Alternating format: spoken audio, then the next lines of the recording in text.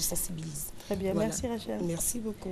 Alors, je vous parlais des bienfaits du microbiote intestinal. Pour nous en parler, monsieur docteur, donc Jean-Éric Granger. Bonjour à vous. Bonjour, Ndeye. Alors déjà, au début, avant de vous rencontrer, Jean-Éric Granger, je m'attendais à... C'est un nom européen Oui, déjà? oui, c'est un Européen. Mhm. Mon grand-père est français D'accord, et mon papa est métis. Ma maman, elle est ivoirienne. très bien. Et vous nous parlez donc, c'est une découverte? C'est une découverte, mais qui date de très longtemps. Mhm. Bon, on va dire nouvellement en Côte d'Ivoire. Elle arrive en Afrique petit à petit. Mhm. Quand on parle de microbiote intestinal, depuis plus d'un siècle, on sait ce que c'est que le microbiote intestinal. Mhm. C'est l'ensemble de toutes les bactéries qui se trouvent au niveau du tube digestif, y compris l'estomac. D'accord. Et ils sont là pour nous faire du bien. Des bactéries C'est des bactéries. qui sont là pour nous faire du bien. Oui. En quelque sorte, comment le tube digestif et l'estomac sont colonisés par ces bactéries. Il faut dire que quand on est dans le ventre de maman, Mhm. il n'y a aucune bactérie. Et à la naissance, lorsqu'on va traverser la flore intime de la femme, c'est là qu'on a nos premiers colonisateurs au niveau du tube digestif. Mhm. Et quand on sort, l'atmosphère dans laquelle on apparaît, c'est là aussi, on a notre deuxième colonisateur. Et il faut dire qu'il faut 72 heures pour qu'on ait 1000 milliards de bactéries déjà au niveau du tube digestif. 72 heures. Oui. Donc au bout de 30 ans, on a combien? Non, 30 ans, parce que c'est pas comme ça que ça évolue. Uh-huh. À la naissance, on a les bactéries qui sont là, Mhm. mais au fil du temps qu'on évolue, il y a une dégradation due à certains facteurs. Mhm. Ok. Et normalement, 2 à 3 ans, on a le maximum. Mhm. Mais je vais vous étonner peut-être avec les chiffres, Mhm. parce qu'il faut savoir qu'on a 100 000 milliards de bactéries dans notre organisme. 100 000 Milliards. milliards. Oui, ça représente 10 fois le nombre de cellules de notre organisme. Et ça c'est tout le monde en fait. Oui, Donc tout le monde. c'est normal. Oui. Ça veut dire tous un les jours nombre quand on normal se de réveille, filles. on se balade avec 100 000 milliards de bactéries. Très bien. Ok. Et c'est pour ça qu'on n'est pas 100% humain en réalité. On est quoi? On est 10% humain et 90% bactéries. Parce que ça, au niveau de la masse, elle représente 1 à 2 kilos. Mhm. Est-ce que vous voyez? Et ce qui est intéressant, c'est que cette évolution dont vous me parliez tout à l'heure, du bébé jusqu'à l'âge adulte, Mhm. il y a une évolution d'abord et après une dégradation. Mhm. Jusqu'à 12 ans, on a le maximum et après, il y a une dégradation De bactéries. des bactéries. Donc ça Mais- veut dire que on est des bactéries ambulantes en fait. Oui, mais c'est de bonnes bactéries. Parce qu'il y a des bonnes et des mauvaises bactéries. Très bien. Mhm. Les bonnes bactéries nous font du bien et les mauvaises sont combattues par les bonnes bactéries. Et ça m'amène en même temps à vous parler du rôle du microbiote. Mhm. Le rôle du microbiote, c'est lequel? Il a un rôle physiologique. Mais ça veut dire quoi, microbiote? Le microbiote, c'est microbe de l'hôte. Microbiote, c'est le microbe qui est avec nous, Ok. qui vit avec nous. Mhm. C'est des bactéries. Mhm. On les appelle micro-organismes. Bon, bactéries, c'est vrai que quand on entend bactéries, on voit le thème négatif déjà. Mhm. Alors que bactéries, étymologiquement, c'est petit bâton. Ok. Mhm. Aujourd'hui, je peux vous dire que les bactéries ne sont pas tous négatifs. Alors déjà, on va essayer de dégrossir les choses. Mhm. On a compris qu'à la naissance, donc lorsque l'enfant quitte le ventre lors de l'accouchement, c'est à ce moment-là que le bébé prend ses premières bactéries, Oui, hein, par rapport au passage Oui. pour venir au monde. Oui. Ça, c'est la première des choses. oui. Et au bout de 72 heures, il a combien? 1000 milliards. Il a 1000 milliards de De bactéries, bactéries, oui. ce qui est normal aussi, Oui. D'accord. Jusqu'à atteindre les 100 000 milliards jusqu'à atteindre les 100 000 milliards de de bactéries. bactéries. Oui. Première étape. Maintenant, deuxième étape, on se balade avec, on grandit jusqu'à l'âge de 12 ans qu'il aura ces 100 000 milliards de bactéries. Mhm. C'est cela. Oui, Maintenant, il y a des bonnes bactéries et il y a des mauvaises bactéries. oui, Et les bonnes bactéries combattent les mauvaises bactéries. très bien. Maintenant, ce qu'on aimerait savoir, quand on dit bactéries, ça veut dire quoi? C'est quand on tousse, par exemple, ce qui sort de la bouche, ou bien quand on salue, ou quand on va aux toilettes, ou quand on crache, ou quand on a des rapports sexuels. C'est quoi les bactéries? Les bactéries, c'est des micro-organismes. C'est des choses qu'on ne voit pas à l'œil nu. On est obligé de prendre un microscope pour regarder. Et c'est tout un écosystème dans lequel vivent les bons et les mauvais. Aujourd'hui, il faut comprendre que les bactéries bonnes, c'est elles qu'on a au niveau du tube digestif. Et les mauvaises bactéries, c'est elles qui nous font du mal. C'est-à-dire que c'est elles qui sont étrangères également à notre corps, qui viennent et qui nous attaquent. Ils viennent occuper un espace et en occupant cet espace, il nous crée certaines maladies. Vous comprenez? C'est pour ça qu'il faut avoir les bonnes bactéries, j'ai dit bonnes bactéries en griffe, ces bonnes bactéries, toujours en quantité suffisante au niveau de notre organisme, au niveau du tube digestif. Vous avez parlé de tube digestif, donc oui. C'est concentré depuis la trachée artère, depuis l'estomac. Comme ça, jusqu'au niveau des restes. Non, il y a une certaine, c'est pas homogène. Au niveau de l'estomac, on a certaines bactéries. Au niveau du duodénum, on a certaines bactéries. De l'iléum, on a certaines bactéries. Au niveau du côlon, on a certaines bactéries. Et ils sont là, ils nous attendent en donnant des effets bénéfiques. D'accord. Et ça, c'était pas su, en fait, qu'on avait des bonnes bactéries? C'était pas su, peut-être, on va dire, par bon nombre de personnes. Sinon, depuis plus d'un siècle, on sait qu'au niveau de notre organisme, on a des bactéries qui nous font du bien. Mais aujourd'hui, en Côte d'Ivoire, on vient informer, c'est sûr qu'il y a certaines personnes qui le savent, mais on informe le maximum d'Ivoiriens pour qu'on puisse savoir qu'aujourd'hui, on a ces éléments-là, ces micro-organismes-là, qui sont là pour nous faire du bien, qui ont un effet bénéfique sur notre organisme. Vous comprenez?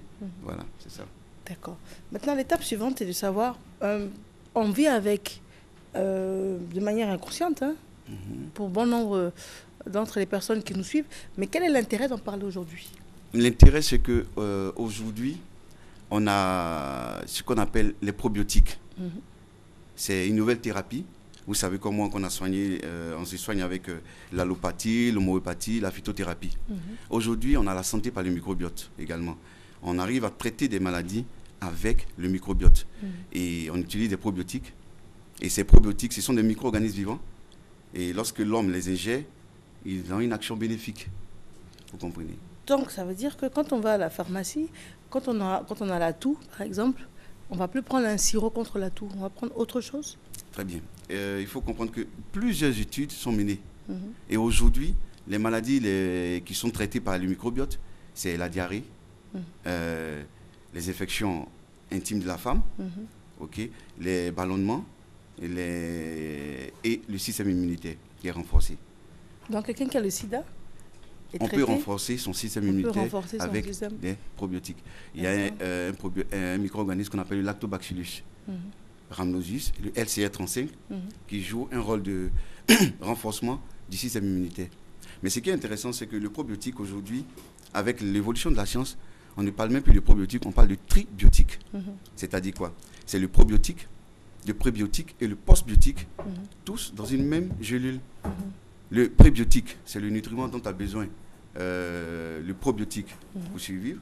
Et le postbiotique, c'est le micro-organisme qui produit des nutriments bénéfiques pour l'homme.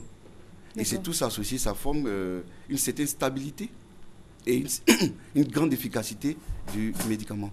Parce qu'aujourd'hui, il faut comprendre que ces probiotiques-là sont des médicaments. Et ils ont même une autorisation de mise sur le marché. Alors, comment on fait la différence entre les médicaments qu'on nous vend en pharmacie et puis les médicaments avec des probiotiques? Il suffit de demander aux médecins ou aux pharmaciens que nous voulons des médicaments à base de probiotiques. Et même dit à base de tribiotiques. Aujourd'hui, ce qu'on nous donne sont des médicaments à base de quoi? C'est des médicaments, comme je disais tout à l'heure, il y a des médicaments allopathiques. Il y a des médicaments. Ça veut dire quoi, allopathique? Allopathique, c'est basé sur la science des contrées. Je vais vous donner un exemple. Vous avez chaud, vous avez la chaleur, on vous envoie un médicament qui vous envoie la fraîcheur. Ça, c'est basé sur la loi des contrées. Ensuite, on a eu l'homéopathie. L'homéopathie était basée sur la loi des semblables. C'est-à-dire que vous avez une certaine maladie, on vous envoie en quantité infinitésimale des éléments qui, d'ordinaire, devaient vous donner la maladie. Et quand l'organisme se voit, il réagit automatiquement, alors que cette quantité ne peut rien faire. Donc, il y a une auto-défense de l'organisme. Ça, c'est l'homéopathie. Après l'homéopathie, on est arrivé à la phytothérapie, qui est le traitement par les plantes. Et aujourd'hui, on est à la santé par le microbiote.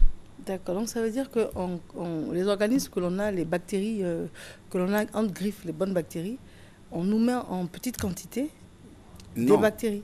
Je vais vous expliquer. Il y a aujourd'hui, on utilise tellement de traitements et l'environnement arrive à détruire ces micro-organismes au niveau du tube digestif. Donc, ce qui fait qu'on a une décroissance au niveau de la quantité de microbiote au niveau de notre organisme. Donc, on envoie ces probiotiques non seulement pour compenser, mais encore pour prévenir Parce que je vous donne un exemple. Je lisais depuis avant-hier une étude qui avait été commandée par le Premier ministre anglais, David Cameron, M. David Cameron. Et cette étude, la conclusion, c'est que d'ici les années 2050, la principale, comment on appelle ça, la résistance aux antibiotiques serait la principale cause de décès dans le monde. 10 millions de décès par an. D'ici combien de temps? D'ici 2050. Donc ça veut dire quoi? Ça veut dire qu'on abuse des antibiotiques? Très bien. Aujourd'hui, on fait beaucoup de résistance. Voilà pourquoi on prend les probiotiques pour compenser cette destruction qui est faite au niveau de notre intestin. Vous comprenez? Ok. Donc quand lui il vient, non seulement il compense le déficit, mais en plus de ça, il reste pour défendre l'organisme. Parce que au niveau de notre muqueuse intestinale, il y a des lésions qui sont provoquées avec toutes ces agressions. Le micro-organisme, quand lui il arrive, il vient et il renouvelle, il épaissit, il favorise, il accélère le transit, donc il permet une meilleure protection. En plus de ça, il joue un rôle de défense en éliminant l'agent pathogène. Et même il renforce encore le système immunitaire. Par le microbiote, quelles sont les maladies traitées, vous avez dit? Il y a la diarrhée, toutes sortes de diarrhées, les diarrhées virales, parasitaires et bactériennes, les ballonnements, les inconforts digestifs, les ballonnements, les indigestions. On a également le renforcement du système immunitaire et la flore intime de la femme qui est renouvelée et protégée. D'accord. Parce que là, vous avez parlé de l'agression en ce qui concerne les antibiotiques. Mais il y a des maladies que vous n'avez pas citées, comme par exemple la grippe. Très bien. Pour laquelle on donne des antibiotiques systématiquement. Ou bien, lors d'un accouchement, on vous donne également des antibiotiques très forts après l'accouchement. Donc, pour ce genre de cas, qu'est-ce qui va se passer? Très bien. Vous avez dit quelque chose qui est très important. À la naissance, on donne des fois des antibiotiques. Moi, étant pharmacien, je ne le conseille pas beaucoup. Pourquoi? Parce que, surtout au niveau de l'enfant. Parce que c'est maintenant que l'enfant est en train de prendre toute sa flore intestinale. Et en envoyant des agresseurs, vous voyez un peu ce que ça peut provoquer. Chez la femme enceinte qui va accoucher bientôt, ou bien qui a mis au monde l'enfant, qu'est-ce qu'on fait? On lui donne peut-être des antibiotiques. Mais ce qui serait intéressant, c'est en même temps de protéger cette flore-là. Parce que quand l'enfant va naître, ça sera ses premiers colonisateurs au niveau de la flore intestinale, de la flore vaginale, excusez-moi, de la flore intime de la femme. Donc, ce qu'il faut faire, on peut donner l'antibiotique si l'infection est très poussée, ça je ne le déconseille pas, mais ce qu'il faut faire, c'est protéger la flore intime de la femme avec les probiotiques. Je dis aujourd'hui avec les tribiotiques. Et en ce qui concerne l'angine, par exemple, la grippe ce qu'il faut savoir, c'est qu'il y a plusieurs études qui sont en train de faire actuellement. C'est vrai que je ne peux pas dire, je vais pas donner les résultats de ces études parce qu'ils ne sont pas encore sortis. Mais je peux vous dire qu'aujourd'hui, grâce au microbiote, on peut traiter, on pourrait, parce que c'est dans le futur, on pourrait traiter toutes sortes de maladies. Et même les maladies auxquelles vous ne pouvez même pas vous imaginer. Parce que Dieu a mis là le microbiote, ce n'est pas pour rien. Alors, il y a quelque chose qu'on aimerait savoir, c'est quand on vous entend parler, on se dit d'abord, il faut commencer à être un peu plus réticent par rapport à ce qu'on nous propose aujourd'hui comme traitement des infections les plus courantes. Ce qu'on comprend également, c'est qu'il y a des études en cours et puis il y a également des faits et des choses de possibles. Mais maintenant, troisièmement, est-ce que c'est accessible à l'Afrique? Est-ce que c'est accessible à l'Ivoirien, par exemple? Aujourd'hui, je peux vous dire que c'est accessible à l'Ivoirien. C'est vrai que ce n'est pas accessible à l'Ivoirien, à tribiotique. Aujourd'hui, c'est accessible à l'Ivoirien. Aujourd'hui, les Ivoiriens peuvent se soigner, peuvent se traiter, peuvent prévenir et même renouveler le microbiote au niveau intestinal grâce à des médicaments qui sont présents aujourd'hui en Côte d'Ivoire. Alors, on pousse la porte d'une pharmacie pour les avoir. On va voir son médecin traitant pour dire qu'on a entendu M. Granger en parler, docteur Granger en parler à la télévision. Ça veut dire qu'il nous faut une ordonnance. Comment ça se passe? Bon, on n'a pas besoin d'ordonnance parce que c'est des produits qui n'ont pas d'effets secondaires. Je vais vous dire pourquoi. Ils viennent de l'être humain. C'est à partir de l'être humain on a extrait ce microbiote, ces bactéries-là, et on les a cultivées par lyophilisation pour donner ces médicaments. Donc il n'y a pas d'effet secondaire, donc vous pouvez l'utiliser à tout moment. Mais il est intéressant de demander conseil aux pharmaciens et aux médecins, parce que c'est une nouvelle thérapie, pour qu'ils vous donnent beaucoup plus d'informations. Et soyez-en sûrs. Mais il y a un côté réticent à la nouvelle thérapie, c'est que souvent on entend des drames. Hein. On entend dans quelques années, tel truc est retiré parce qu'en fait, il y avait des effets secondaires, des études qui ont été menées. Et puis, au bout de 10 ans, on réalise que les gens ont les yeux gris. Il y a eu des drames comme ça aussi. Très bien. L'avantage, c'est que c'est quelque chose qui était étranger au corps humain.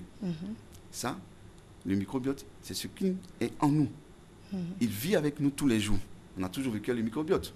Mais je veux dire que les autres, c'était des corps étrangers à l'organisme qu'on apportait pour améliorer l'organisme. Mais là, c'est quelque chose qui nous appartient. C'est quelque chose de notre corps. Ce n'est pas quelque chose d'étranger qu'on envoie. C'est le Lactobacillus rhamnosus dont je parle. C'est quelque chose c'est une bactérie qui vit avec nous tous les jours. D'accord. Très bien. Très bien, mais je pense qu'on a initié une série comme ça. Et le thème suivant, ça va être lequel? Ce sera sur les diarrhées, le microbiote et les diarrhées. Et les diarrhées. Oui. D'accord. En tout cas, on en parle. Nous sommes très impatients de savoir. Et c'est accessible également pour les enfants? Oui. Les diarrhées, on va parler des diarrhées d'enfants et des adultes. Mais comme c'est un fait majeur, on va parler beaucoup plus des enfants. Très bien. Merci en tout cas. Merci à vous. On vous joint comment? Je vais vous donner le numéro 57 47 00 00. On reprend s'il vous plaît. 57 47 00 00. Très bien. Je vous remercie. Merci à vous également. Merci.